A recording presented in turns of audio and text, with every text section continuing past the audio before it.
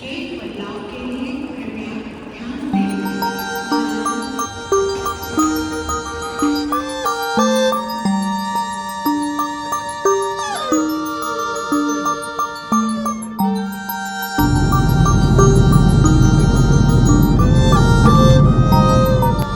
nhật thông tin về lịch bay đặt từ chỗ.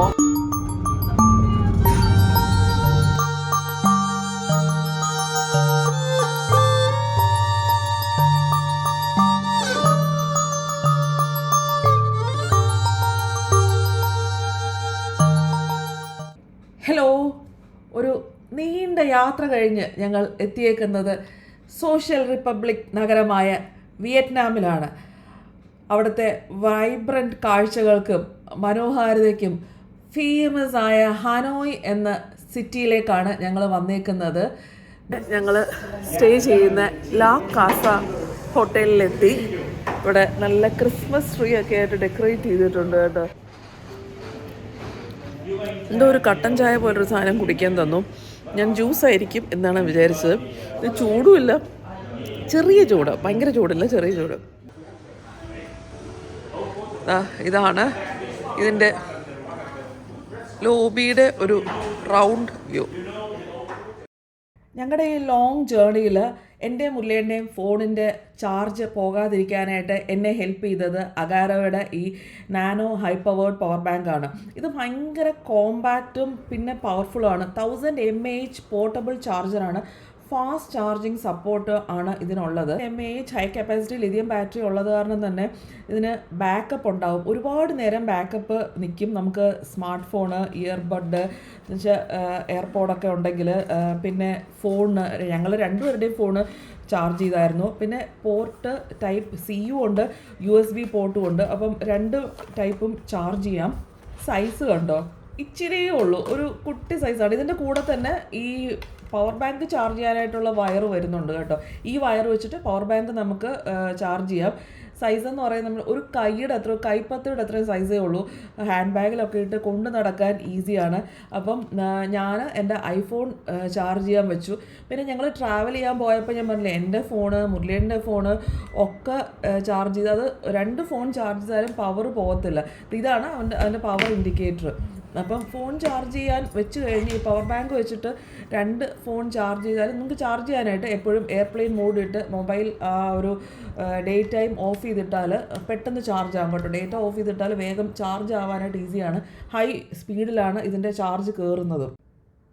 ഈ power ബാങ്കിന് സാധാരണ power bank പോലെ ചൂടാവൽ പ്രശ്നമില്ല കേട്ടോ. ഓവർ ഹീറ്റ് പ്രൊട്ടക്ഷനും ഓവർ ചാർജ് പ്രൊട്ടക്ഷനും കൊടുത്തിട്ടുണ്ട്. പിന്നെ നമുക്ക് ചാർജ് ആയിക്കഴിഞ്ഞാൽ ബാക്കി എത്ര ആ പവർ ബാങ്കിന് ചാർജ് ഉണ്ടെന്ന് അതിനകത്ത് ഏതാണ്ട് ഈ ഡോട്ട്സ് വെച്ചിട്ട് അറിയാൻ പറ്റും. ഉച്ചയ്ക്ക് നേരെ വന്ന് കുളിച്ച് ഞങ്ങൾ നല്ലതായിട്ട് ഉറങ്ങി ക്ഷീണമൊക്കെ മാറ്റി. ഇപ്പോൾ ഒരു 6:15 5:30 ആയപ്പോൾ ഇവിടെ നല്ല ഇരുട്ടി കേട്ടോ. നല്ല അത്യാവശ്യം തണുപ്പുണ്ട്. ഒന്ന് കഴിക്കാനായിട്ട് പുറത്തിറങ്ങി. കുറച്ച് റെസ്റ്റോറൻറ്റ്സൊക്കെ ഞാൻ ChatGPT നോക്കി പ്രിൻ്റ് ഔട്ട് എടുത്തുകൊണ്ട് വന്നിട്ടുണ്ടായിരുന്നു. പക്ഷെ അതൊന്നും ഇവിടെ ചുറ്റുവട്ടത്ത് കാണുന്നില്ല.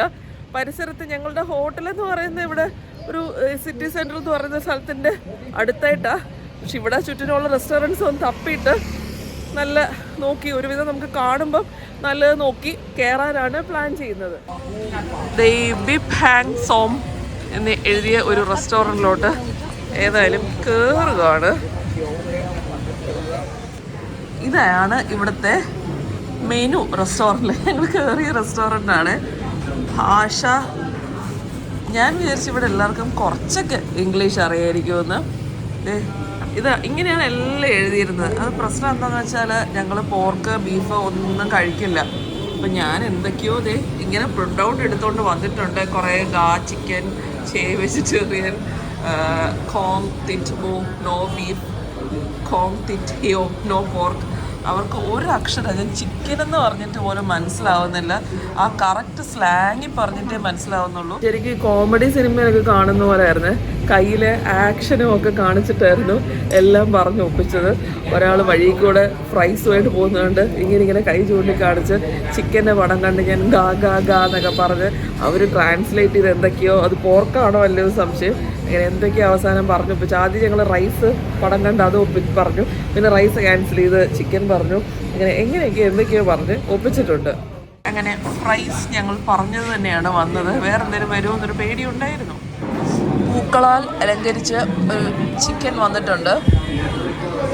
ചിക്കനും തുളസിയാണെന്ന് തോന്നുന്നു. ഇവിടുത്തെ ശരിക്കും മെയിൻ ഒരു ഫേമസ് ഫുഡ് എന്ന് പറയുന്നത് ഫൊഗ എന്ന് പറഞ്ഞൊരു സാധനമാണ്. അതൊരു നൂഡിൽസ് സൂപ്പ് പോലത്തെ സാധനമാണ്. നൂഡിൽ വിത്ത് സൂപ്പ്. കഴിച്ചു കഴിഞ്ഞ് കുറേ നടന്ന് ഒരു സ്ട്രീറ്റിലെത്തി. ലേ താങ് തോങ് എന്ന് പറയുന്ന ഒരു സ്ട്രീറ്റിലെത്തിയിട്ടുണ്ട്. കാണാൻ നല്ല രസമുണ്ട് കേട്ടോ. ഈ ന്യൂ ഇയർ കുറേ വൈബ്സും കുറേ ലൈറ്റും അങ്ങ് ദൂരേന്ന് ഇങ്ങനെ നല്ല പാട്ടും ഒക്കെ കേൾക്കുന്നുണ്ട്. ഇത് ഹോങ് ക്യാം ലേക്കിൻ്റെ ചുറ്റുവട്ടത്തുള്ള സ്ട്രീറ്റാണ് കേട്ടോ. സ്ട്രീറ്റ് മാർക്കറ്റ് എന്നൊക്കെ പറയാം. ഞങ്ങൾ ഇതിപ്പോൾ കണ്ടപ്പോൾ പറയായിരുന്നു, അയ്യോ ഇവിടെ വന്ന് കഴിച്ചാൽ മതിയായിരുന്നു. ഞാനിവിടെ സ്ട്രീറ്റ് ഷോപ്പിംഗ് ആണെന്നാണ് വിചാരിച്ചത്. പക്ഷേ ഇവിടെ ഫുഡുണ്ട്, എല്ലാം ഉണ്ട്. ഇതാണ് പുള്ളിയുടെ എന്തൊക്കെയോ വെറുതെറുക്കുന്നത്. അയ്യോ ഇവിടെ ഐസ്ക്രീം എന്ന് പറയുന്ന സാധനം അതെ അതെ വന്നു കഴിഞ്ഞാൽ ഇതാണ്. എനിക്ക് അവിടെ ഇറങ്ങിയ വഴിക്ക് തന്നെ ഏതോ റെസ്റ്റോറന്റിൽ കയറി കുറെ പന്ന ഫുഡും കഴിച്ചിട്ട് അതെ അബദ്ധം പറ്റി. പക്ഷേ ഇവിടെ നിന്ന് ഒന്നുകൂടെ കഴിക്കാമല്ലോ. സാരമില്ല. അതെ ഇവിടെ നല്ല രസമുള്ള സാധനങ്ങളൊക്കെ, ഐസ്ക്രീം കോൺ, നമുക്ക് ഏതായാലും നടക്കാം. ബാ, നല്ല രസമുള്ള സാധനങ്ങളൊക്കെ ഇവിടെ നിന്ന് കാണുന്നു. വഴിയിലെല്ലാം ഈ മാങ്ങ ചെത്തൽ, പൈനാപ്പിൾ ചെത്തൽ, അതൊരു സ്ഥിരം പരിപാടിയാണെന്ന് തോന്നി. ഇവരുടെ സ്പെഷ്യൽ, അയ്യോ എനിക്ക് ഇത് വേണം ഇതെനിക്ക് കിട്ടിയേ പറ്റുള്ളൂ. സ്പൈറൽ പൊട്ടറ്റോ വേണമെന്നുണ്ടായിരുന്നു. പക്ഷെ ഇപ്പം ഫ്രൈസ് കഴിച്ചല്ലേ ഉള്ളതെന്ന് വെച്ചാൽ മുരളിയുടെ എനിക്ക് മേടിച്ച് തന്നില്ല സ്പൈറൽ പൊട്ടറ്റോ. അതുകൊണ്ട് മുരളിയോട് കട്ടിയായി. ചേച്ചി മാങ്ങ തൊലി ചെത്തുന്നുണ്ടോ. ഇതെൻ്റെ ഷാർജയിൽ വെച്ചിട്ട് ഞാൻ മറ്റേ ഗ്ലോബൽ വില്ലേജിൽ പോയിക്കൊണ്ടിരുന്നത്. അപ്പം നന്ദുവിൻ്റെയും എൻ്റെയും ഫേവറേറ്റ് സാധനമാണ് സ്പൈറൽ പൊട്ടറ്റോ. നന്ദുവിനും ഭയങ്കര ഇഷ്ടമായി സ്പൈറൽ പൊട്ടറ്റോ. ഈ ചേച്ചിയുടെ നമ്മുടെ ദുബായിൽ കിട്ടുന്ന ഫുഗയില്ലേ, ആ ഫുഗ മേടിച്ചു.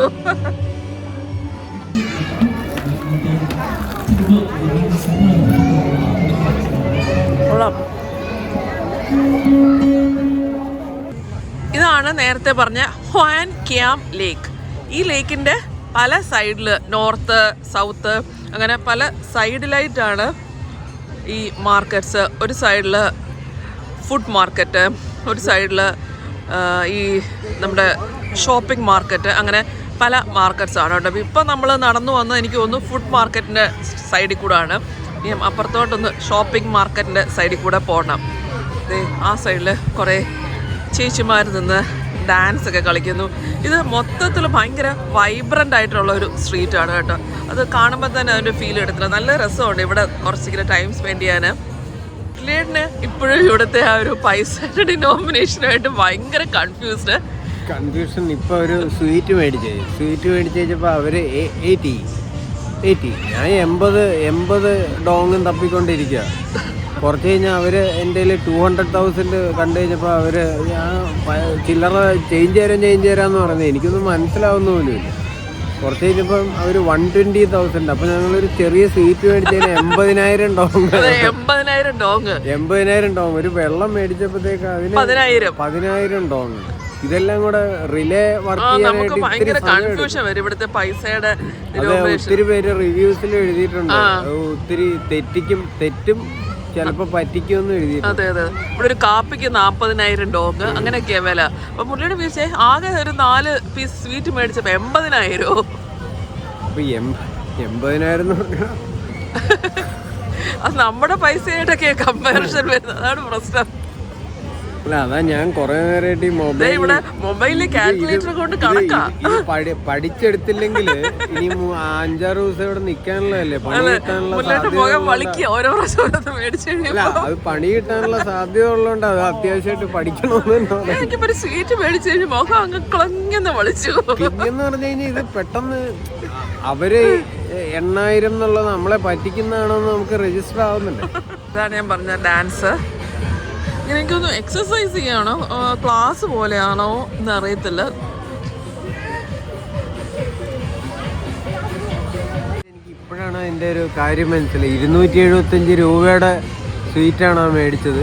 ഇവിടെ അത് കൺവേർട്ട് ചെയ്തപ്പോ 80,000 എന്ന് പറഞ്ഞു കഴിഞ്ഞപ്പോ എനിക്ക് പെട്ടെന്ന് 275 രൂപയേ ഉള്ളൂ എന്ന് മനസ്സിലായല്ലോ. അതിന് 275 രൂപയ്ക്ക് മനസ്സിലായുള്ളൂ എന്ന് പറഞ്ഞാൽ തന്നെ ഹാൻഡിൽ ചെയ്യുമ്പോ അതിന്റെ ബുദ്ധിമുട്ട് ഞാൻ എന്തിനു ഹാൻഡിൽ ചെയ്യണം? അതിനല്ലേ മുല്ലേട്ടെ കൊണ്ട് നടക്കുന്നത്. ഒരു വെള്ളത്തിന് 36 രൂപ. 36 രൂപ ഇറ്റ്സ് ഓക്കെ. നമ്മുടെ അവിടെ 20 രൂപ അല്ലേ? ഇവിടെ ഈ സ്ട്രീറ്റിൽ കിങ് റൊട്ടി എന്ന് പറഞ്ഞൊരു ഷോപ്പ്, അതിനകത്ത് വാനില ബട്ടർ റൊട്ടി, വാനില മിൽക്ക് റൊട്ടി, കോഫി റൊട്ടി, അങ്ങനെ ബൺ പോലെ കുറേ സാധനങ്ങൾ. അത് മേടിക്കാനായിട്ട് ആ റോഡിൽ നിന്ന് ഇങ്ങനെ ആൾക്കാർ ക്യൂ ഇവിടെ നിന്ന് കണ്ട് ഞങ്ങളിത് മേടിക്കാമെന്ന് വിചാരിച്ചു. ക്യൂവിൽ കയറി ചോക്ലേറ്റ് ആൻഡ് കോഫിയും പിന്നെ കോഫി ആൻഡ് വാനില ഇത് രണ്ടും ട്രൈ ചെയ്യാമെന്ന് വിചാരിച്ചു. ഒരെണ്ണത്തിന് 20,000 ഡോങ് ആണ് കേട്ടോ. ഇതിൻ്റെ അടുത്ത് വന്ന് നിൽക്കുമ്പോഴേ നല്ല സൂപ്പർ മണമാണ് കേട്ടോ, കൊതിക്കുന്ന നല്ല മണം.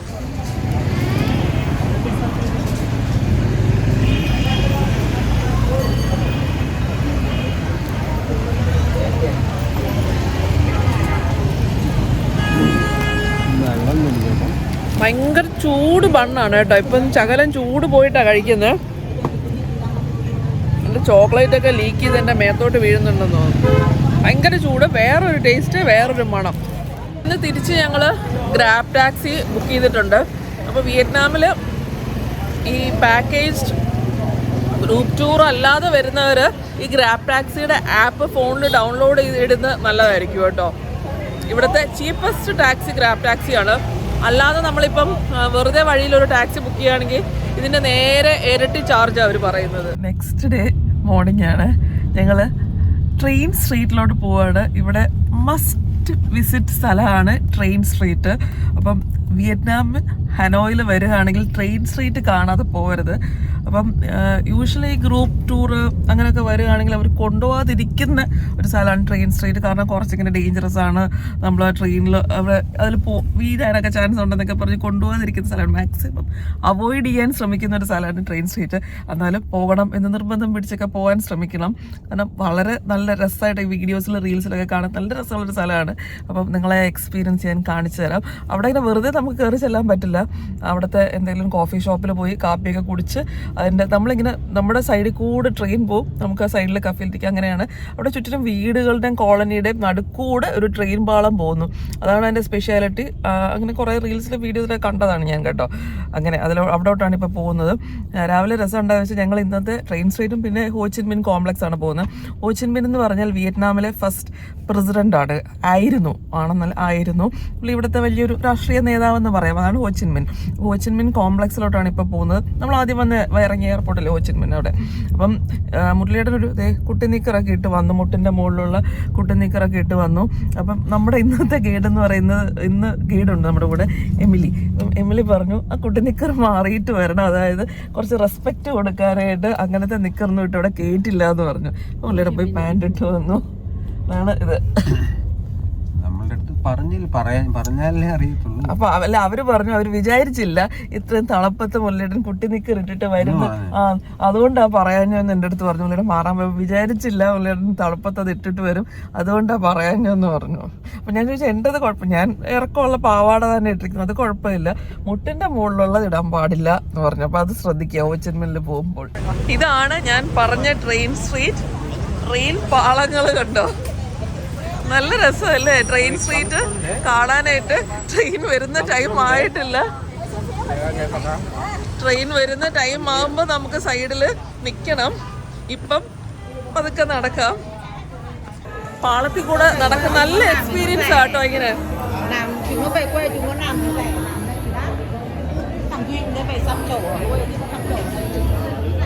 ഇതാണ് ഇവിടുത്തെ ഫേമസ് എഗ് കോഫി. പുള്ളിയുടെ ഓർഡർ ചെയ്ത് എന്താണ്? Coconut coffee. ഈ ലെഫ്റ്റ് സൈഡിലുള്ളത് കോക്കനട്ട് കോഫി, ഇത് egg coffee.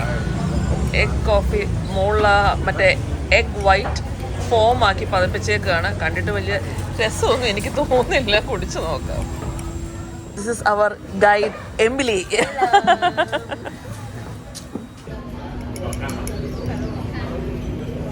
So you are from Hanoi or Yes. somewhere else? I born in Hanoi City. I born inside Hanoi Old Quarter. Yes, my house very small, only 20 square meter. Yes.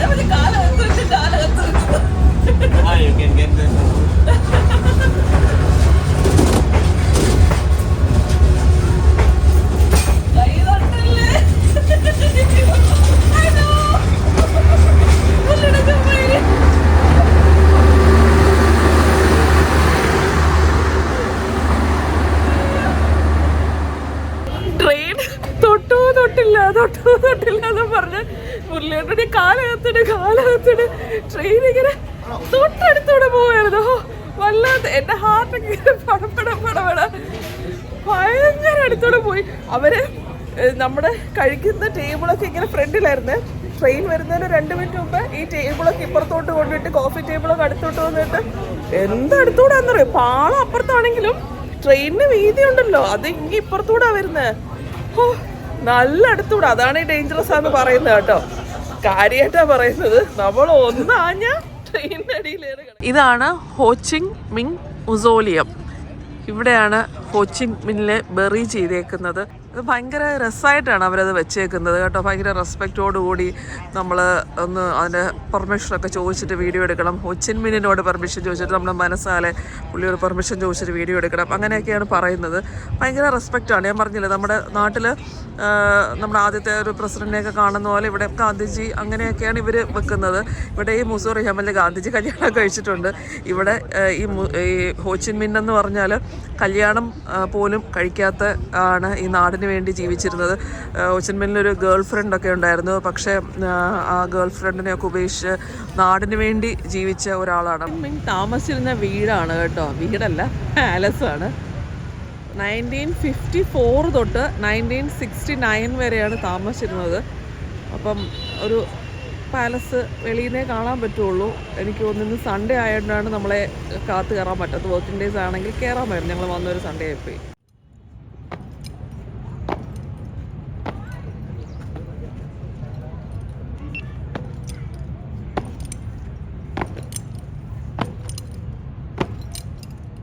ഇവിടെ ഒത്തിരി നല്ല ഈ കൃഷി നല്ലപോലെ ഉണ്ട് കേട്ടോ. ഈ fruits പിന്നെ അവക്കാഡോ ഒക്കെ വഴിയിൽ ഒരുപാട് കൊണ്ട് നടക്കുന്നുണ്ട്. ഇവിടെ ഇത് 60 കിട്ടി, മാങ്ങ 30 കിട്ടി. ഇത് ഇവിടുത്തെ 1 പില്ലർ പഗോഡയാണ്. ഇത് 1 പില്ലർ പഗോഡ എന്ന് പറഞ്ഞാൽ ഒരു ഒറ്റ പില്ലറിലാണ്, ഒരു തൂണിലാണ് നിൽക്കുന്നത്. പിന്നെ ഒരു സ്പെഷ്യാലിറ്റി എന്ന് പറഞ്ഞാൽ ഇത് കണ്ടോ, ഒരു വെള്ളം പോണ്ട ലില്ലി പൂക്കൾ, എനിക്കെല്ലാം കൂടെ വരുന്നത് ലില്ലി പൂക്കളുടെ നടുവിലാണ് ഇത് നിൽക്കുന്നത്. ഈ സീസണിൽ അല്ലെങ്കിൽ താമരം വരുമെന്ന് പറഞ്ഞു കേട്ടോ. ലോട്ടസും വരും, ലില്ലിയും വരും. ഇപ്പം ഈ സീസൺ ഇതിനകത്ത് മീനുണ്ട്. മീൻ പോകുന്നുണ്ടോ? ഞാൻ ക്യാമറ എടുത്തപ്പോൾ മീൻ പോയി. ചുമന്ന മീനെ ഇനിയിപ്പോൾ കണ്ടല്ലോ. അതെ മീൻ കണ്ടല്ലോ അല്ലേ, മീൻ പോകുന്നതുകൊണ്ട്. നല്ല ഓറഞ്ച് കളർ മീന്. ഇത് ലേഡി ബുദ്ധയാണ് ഈ നടുക്ക് കാണുന്ന വിഗ്രഹം.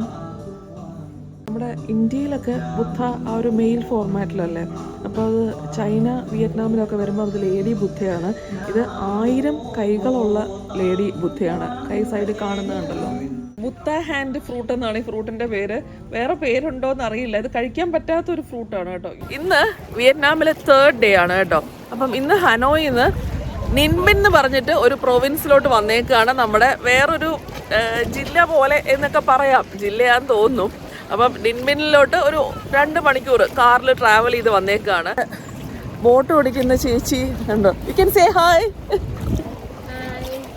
ഹായ് പറയുന്നുണ്ട് ചേച്ചി. കൈവിട്ടാൽ വള്ളം തുഴയാൻ പറ്റില്ല, ബോട്ട് തുഴയാൻ പറ്റില്ല. ചേച്ചിയുടെ പേര് പറഞ്ഞായിരുന്നു, ഞാൻ മറന്നുപോയി. വീണ്ടും പേര് ചോദിച്ചാൽ ചേച്ചിക്ക് മനസ്സിലാകത്തില്ല. ഭാഷ വളരെ പ്രശ്നമാണ്. അപ്പുറത്തെ ബോട്ടിലെ ചേട്ടൻ കാലുകൊണ്ട് തുഴയുന്നത് കണ്ടോ. മുല്ലേട്ടൻ പറയാം പുള്ളിക്കൊന്നും ഒരിക്കലും കാലിനൊരു പ്രശ്നം വരില്ലെന്ന്. കറക്റ്റ്, കാലിന് നീന്തുന്ന പോലെ തന്നെ മുല്ലേട്ട, കാലിന് നല്ല എക്സസൈസ്. നമ്മുടെ ചേച്ചിയും കാല് വെച്ചിട്ട് തുഴയാൻ പോവാണ്. ഇതൊന്ന് പകുതിയാകുമ്പോൾ ഇവർ തുഴച്ചിട്ട് കാല് വെച്ചിട്ട് എല്ലാവരും ആക്കുമെന്ന് തോന്നുന്നു കേട്ടോ. രസമുണ്ടല്ലേ കാല് വെച്ച് തുഴയുന്ന കാണാൻ.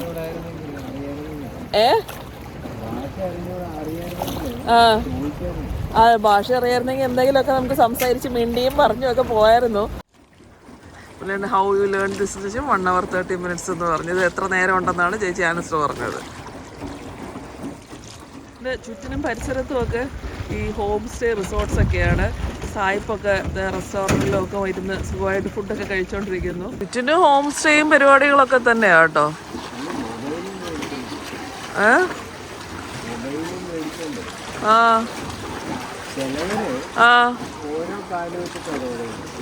ഒരു കാല് വെച്ച് തുഴയുന്നവരുണ്ട്. അതെ അതെ അതെ. നല്ല റിലാക്സ് ചെയ്ത് കൂളായിട്ടിരുന്ന് തുഴയുക. ഈ പാറയുടെ അകത്തെ ഷേപ്പൊക്കെ ഒരു വിചിത്ര ഷേപ്പ്, അകത്തെ വളമൊക്കെ. ഈ ഒരു സമ്പൻ ക്രൂയിസിന്റെ പ്രത്യേകത തന്നെ നമ്മൾ ഈ കേവ്സിന്റെ അടിയിൽ കൂടെ പോകുക എന്നുള്ളതാണ്. അപ്പം ആദ്യത്തെ കേവിനകത്തോട്ട് എൻട്രി ചെയ്യാൻ പോവുകയാണ്. 3 കേവ്. അതാണ് മുള്ളിന് എന്താ കൈ കാണിച്ചത് എനിക്ക് മനസ്സിലായില്ല. കൈ ഒന്നും എത്തിപ്പിടിക്കേണ്ട മനുഷ്യ കൈനകത്തിടും. ഇരുട്ടാ. ലൈറ്റ് ഉണ്ട് കേട്ടോ. ഓരോ കേവിനകത്ത് ലൈറ്റ് ബൾബൊക്കെ ഫിറ്റ് ചെയ്തിട്ടുണ്ട്. എന്നാലും ഇരുട്ട് ഒരു അത് ഇങ്ങനെയാണ് ഇതിനകത്ത്. ഇത് കൊള്ളാം. വെള്ളത്തിനകത്ത് ആ ലൈറ്റിൻ്റെ ഇതൊക്കെ അടിച്ചിട്ട് ശരിക്കും ഇതിനകത്ത് ഇരുട്ടാണ്. പക്ഷെ വീഡിയോ എടുക്കുമ്പോൾ കുറച്ചുകൂടെ വെട്ടത്തിലാണ് കിട്ടുന്നത്. ആ ഫ്ലാഷ് ലൈറ്റും കൂടെ അടിച്ചിട്ട്. ബോട്ട് പരിപാടികൾ കഴിഞ്ഞ് ഞങ്ങളിതേ തിരിച്ച് കരയിലെത്തുന്നു. ഞങ്ങളുടെ എമിലി അവിടെ വെയിറ്റ് ചെയ്തിരിക്കുകയാണ് കേട്ടോ. പാവം കൂടെ വരാൻ പറഞ്ഞിട്ട് വന്നില്ല.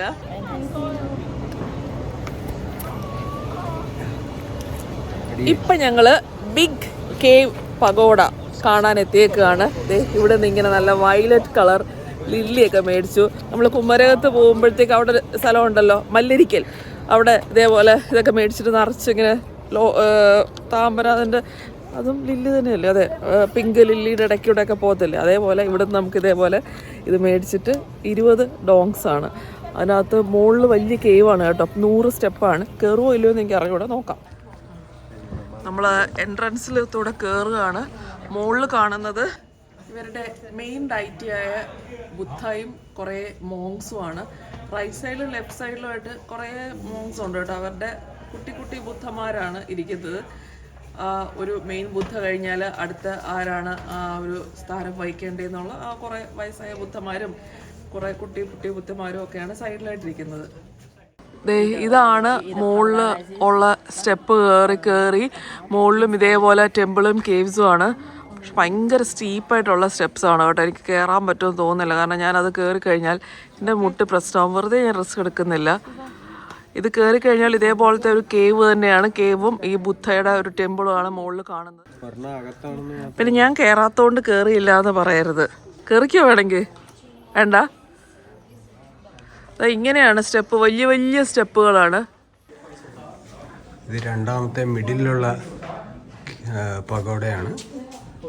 ഇതിൻ്റെ അകത്ത് ഈ കാണുന്നത് ഒരു മോങ്കും, നടുക്കതേ ബുദ്ധ, റൈറ്റിൽ കിങ്. ഇവിടുത്തെ രാജ്ഞി ഈ ഡിങ് എന്ന് പറഞ്ഞ് രാജാവിനെ കല്യാണം കഴിച്ച് ഡിങ് രാജാവ് പോയപ്പോൾ അടുത്ത ലേ എന്ന് പറഞ്ഞ രാജാവിനെയും ആ രാജ്ഞി തന്നെയാണ് കല്യാണം കഴിച്ചത്. ആ ക്യൂവിൻ്റെ പേര് Singh. Queen's name once more? The queen has name Dương Vân Nga. മനസ്സിലായല്ലോ അല്ലേ? അതാണ് ആ രാജ്ഞിയുടെ പേര്. ഇതാണ് ലേയുടെ ടെമ്പിളിൽ നമ്മളെത്തി. രണ്ടാമത്തെ എംപറർ എന്ന് പറഞ്ഞില്ലേ, അതാണ് ലേ. എവിടെ ക്യൂവിനെ എനിക്ക് കാണാൻ വയ്യ. ക്യൂയിൻ, റൈറ്റ് സൈഡിൽ കണ്ടോ? ക്യൂയിൻ എംപററിനെ നോക്കിക്കൊണ്ടിരിക്കുന്നു. ക്യൂയിൻ പോയി കഴിഞ്ഞാണ് ഈ അമ്പലം. രണ്ടാമത്തെ രാജാവിൻ്റെ ഭാര്യയായിരുന്നല്ലോ ക്യൂയൊക്കെ. രണ്ടാമത്തെ രാജാവിൻ്റെ ഭാര്യ. അതുകൊണ്ടല്ല ഇങ്ങോട്ട് തിരിഞ്ഞിരിക്കുന്ന എന്തിനാന്ന് വെച്ചാൽ അവിടെയല്ലേ മറ്റേ ആദ്യത്തെ ഭർത്താവുള്ളത്. അപ്പൊ അയാളെയും കൂടെ ഫേസ് ചെയ്യാൻ അയാളെയും കൂടെ കാണാൻ ഷാജഹാൻ മറ്റേ മനസ്സിലായി. 2 ഭർത്താക്കന്മാരെയും കൂടെ കാണാൻ വേണ്ടിയിട്ടാണ് ഈ ക്യൂവിൻ്റെ അങ്ങോട്ട് നോക്കിയിരിക്കുന്നത്. ഇപ്പുറത്തെ ലെഫ്റ്റ് സൈഡിൽ ഇവരുടെയൊക്കെ ഇവരുടെയൊക്കെ അല്ല, ഇവരുടെ 2 പേരുടെ മോനുണ്ട്, ലീ ലോങ് ഡിന്നോ. Lee Long Binh. അപ്പൊ ഞാൻ വിചാരിച്ച ഇവരുടെ മോനാണ് ഈ അമ്പലം പണിതത്. ലേലോ. അപ്പൊ ഈ അമ്പലം ആരാ പണിത്? ആര്? ലേക്ക് വേണ്ടി തന്നെ അങ്ങ് അമ്പലം പണിതോ? പിന്നെ അയാൾക്ക് വേണ്ടി അയാൾ പുള്ളിക്ക് വേണ്ടി തന്നെ അമ്പലം പണിയൂലല്ലോ, ഇതാരെങ്കിലും പണിയുണ്ടേ? Who built this temple for this Lee ending? The normal people stay here because it's a young generation under Ding dynasty and Lei dynasty. Because here is their hometown. Yes. So they built this temple? Yeah, the normal people in the village. ഇത് ശരിക്കും മൊത്തത്തിൽ ഈ നിൻബിൻ എന്ന് പറയുന്നത് ഒരു ഗ്രാമം, ഒരു village പോലത്തെ ഒരു സ്ഥലമാണ് ഈ 2 റൂളേഴ്സും ഭരിച്ചിരുന്നത് കേട്ടോ. അപ്പം ഈ ഇവിടുത്തെ ആൾക്കാരുടെയൊക്കെ ഈ സെമിത്തേരിയും ഒക്കെ ദൂരെ കാണുന്നുണ്ട്. അപ്പം ഇവർ മൊത്തത്തിലൊരു നല്ല സന്തോഷഭരിതമായി അങ്ങനെ ജീവിച്ചിരുന്ന ഒരു സ്ഥലമാണ് ഈ ഒരു ഗ്രാമം. ഈ ചുറ്റിനുള്ളത് അങ്ങനത്തെ ഒരു സ്ഥലമാണ് ഈ കാണുന്നത്. അങ്ങനെ ഞങ്ങൾ റൂമിൽ തിരിച്ചെത്തി. ഹനോയ് വ്ളോഗ് ഇവിടെ നിൽക്കുകയാണ്. നെക്സ്റ്റ് നമുക്ക് ഏത് സ്ഥലത്താണ് ഉള്ളത് അടുത്ത വീഡിയോയിൽ കാണാം. എല്ലാവരും വീഡിയോസ് കാണുക. നിങ്ങൾക്ക് നല്ല ഇൻട്രസ്റ്റിംഗ് ആയിട്ടുള്ള വീഡിയോസ് ആയിരിക്കും കേട്ടോ. ഞാൻ എല്ലാ സ്ഥലവും അങ്ങനെ വിശദീകരിച്ച് എക്സ്പ്ലെയിൻ ചെയ്യുന്നില്ല, നിങ്ങളെ ബോറടിപ്പിക്കേണ്ടെന്ന് വിചാരിച്ചിട്ട്. ഒരു ഇൻട്രസ്റ്റിംഗ് ആവുന്ന സ്ഥലങ്ങൾ മാത്രമേ കാണിക്കുന്നുള്ളൂ. ഞങ്ങൾ പോകുന്ന എല്ലാ സ്ഥലങ്ങളും ഇങ്ങനെ ഫുള്ളായിട്ട് അങ്ങോട്ട് കാണിച്ചിട്ട് ബോറടിപ്പിക്കേണ്ടെന്ന് വിചാരിച്ചിട്ടാണ്. അപ്പം നിങ്ങൾക്ക് രസമാവുന്ന തോന്നുന്ന സ്ഥലങ്ങൾ മാത്രമാണ് വീഡിയോ എടുക്കുന്നത്. അപ്പം എല്ലാവരും വീഡിയോ തുടർന്ന് കാണുക. സബ്സ്ക്രൈബ് ചെയ്യാതെ കാണുന്നവരുണ്ടെങ്കിൽ സബ്സ്ക്രൈബ് ചെയ്തിട്ട് കാണുക. അപ്പോൾ നെക്സ്റ്റ് വീഡിയോയിൽ കാണാം.